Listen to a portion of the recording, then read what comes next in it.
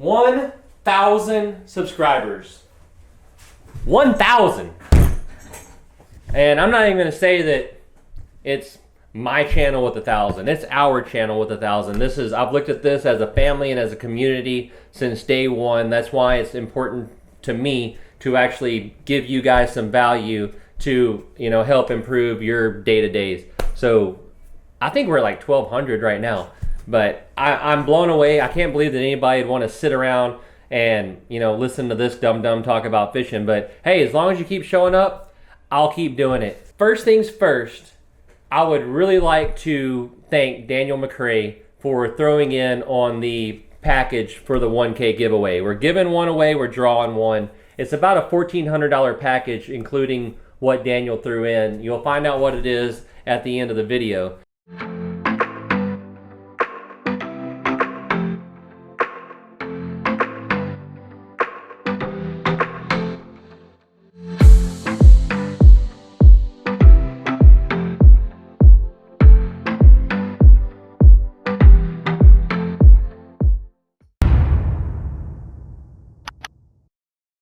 Today's topic. So there's one thing that every guide, tournament fisherman, weekend fisherman has on their boat, and if they don't, you should. It's a very successful tool. It can make or break your day. I use them all the time during tournaments, but especially redfish tournaments. 90% of my day, that's what I'm using. When I'm guiding, use them a lot out of the boat. Kids, beginners, all the way up to your expert fisherman. It's a great lure. And what it is, it's a popping cork. Now, this is a high water. If you want to see why I prefer a high water, I have a video in the playlist that is about the high water corks and what I like about them so much. What we're going to talk about today is more about how I rig them, how I use them, why I use them, and that sort of such.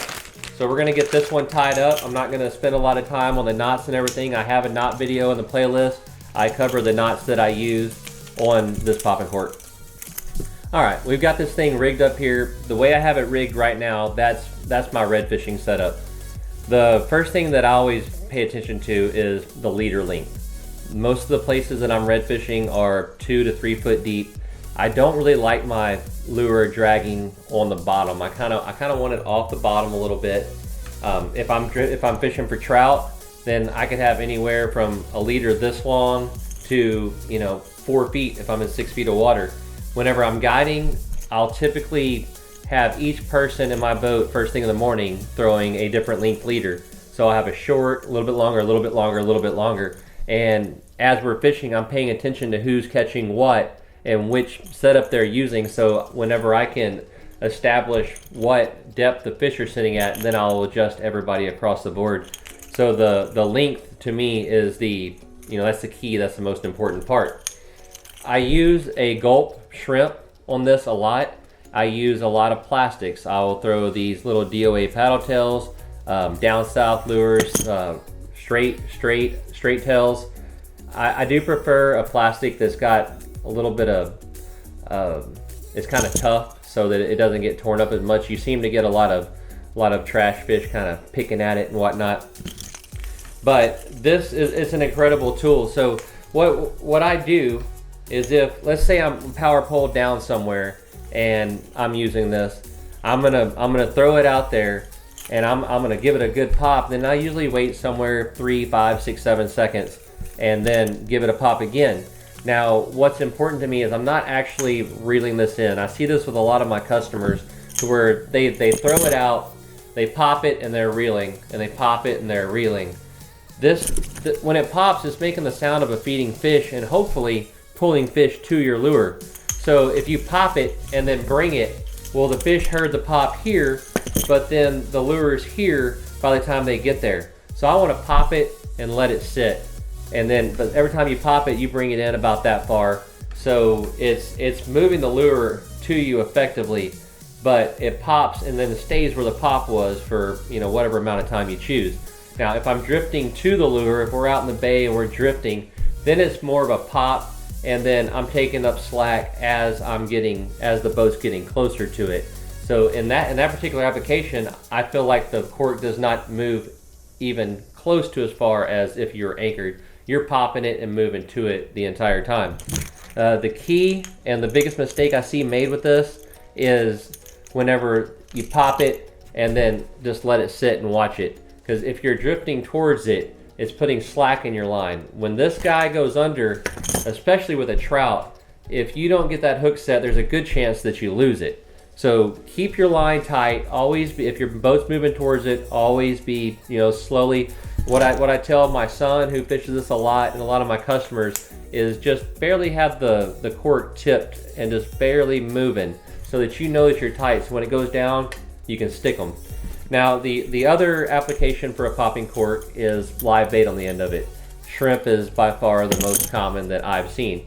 A number 6 treble, a number 4 treble, a kale hook, never really decided how to say it, but those all work really well. The trebles, the thing I don't like about them is whenever a fish bites it, it usually sucks it down deep, and that treble will get in there, and if it's a fish you want to release, he's usually pretty tore up. The kale hooks, they kind of set themselves. They're gonna give you a nice one in the corner of the mouth, and frankly I've seen the kales help out kids and whatnot a lot more, because when the fish runs with it, if the kid just has enough to get the line tight, that kale is going to set itself. But this is a great tool. If it's real windy and choppy out there, I'm really going to pop the heck out of it and try to make a lot of sound.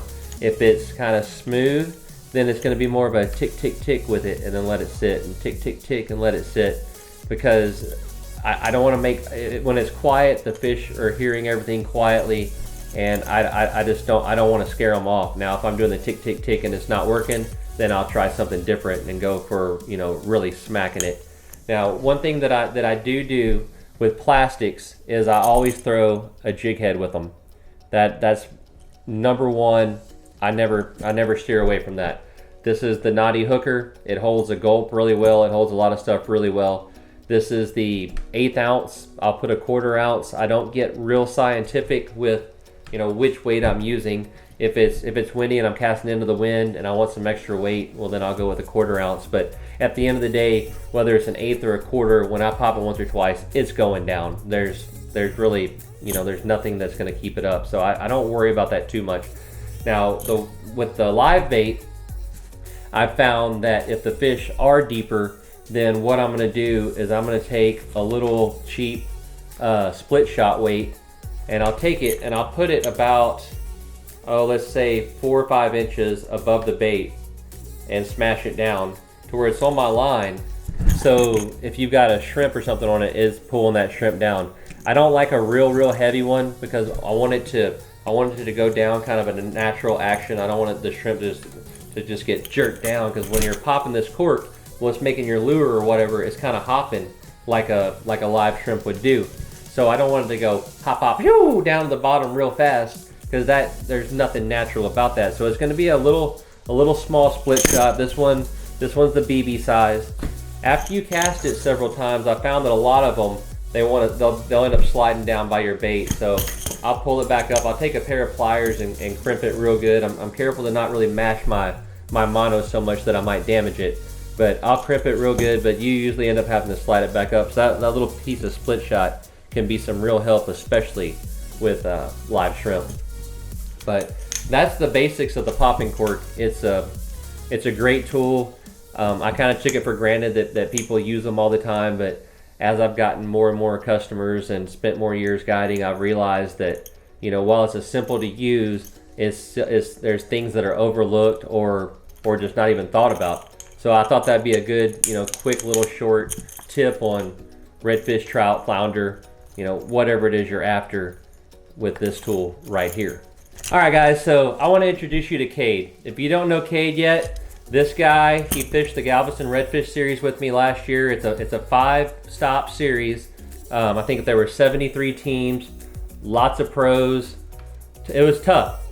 Young Mr. Cade here was first place overall for the year, 18 under division, and then he and I finished second in the bracket overall for the championship series team of the year, I think. Yeah.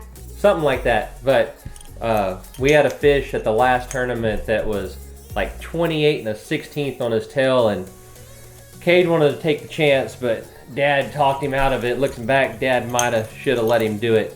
So Cade is a popping cork throwing fool, and you've heard all the time, take a kid fishing with a popping cork. Cade, you love these because, I mean, you go out and you can catch what, like catfish and black drum and all that kind of stuff, right? No, I like catching redfish. Oh, he likes catching redfish. So you like them also because we can put some live shrimp on it and it's just easy to use. You catch whatever you want, right? No, I like gold.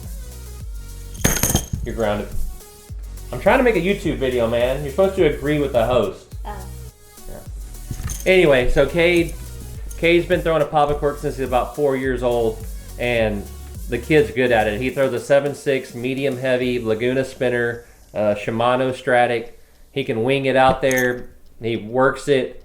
It works really good for him, and quite frankly, I'm very proud of the fisherman that young Mr. Cade has become. So here's why we brought Cade in. 1,000 subscribers, y'all. 1,000. Feels good. It kind of feels like, you know, my first 30-inch trout. You know, hit the goal, hit my goal, and it's like, you know, where do you go from here? Up. I'm still trying to catch a 10-pound trout, so let's make, I don't know, 10,000 the next one. So what we're gonna do, we're gonna do a drawing today. In here, there's a bunch of names in here. It took me forever. Everybody that's been commenting and, you know, being part of the community, part of the family, I've been writing their names down. I put them all, I made this little grid and put everybody's names. It took forever. My handwriting is terrible. I had to rewrite about half of them. But I can't thank you enough. This isn't the only giveaway drawing we're gonna do. I'll be doing some stuff with gear. You know, we'll be setting up some neat stuff. So what we're going for today, here's what we're going for today. Let's start right here. I already have one winner in mind, Colton Osborne.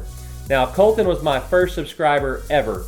I made the announcement I was doing YouTube on the Bite Me podcast, and Colton said, Dad, find me Captain Caleb's channel, I'm subscribing.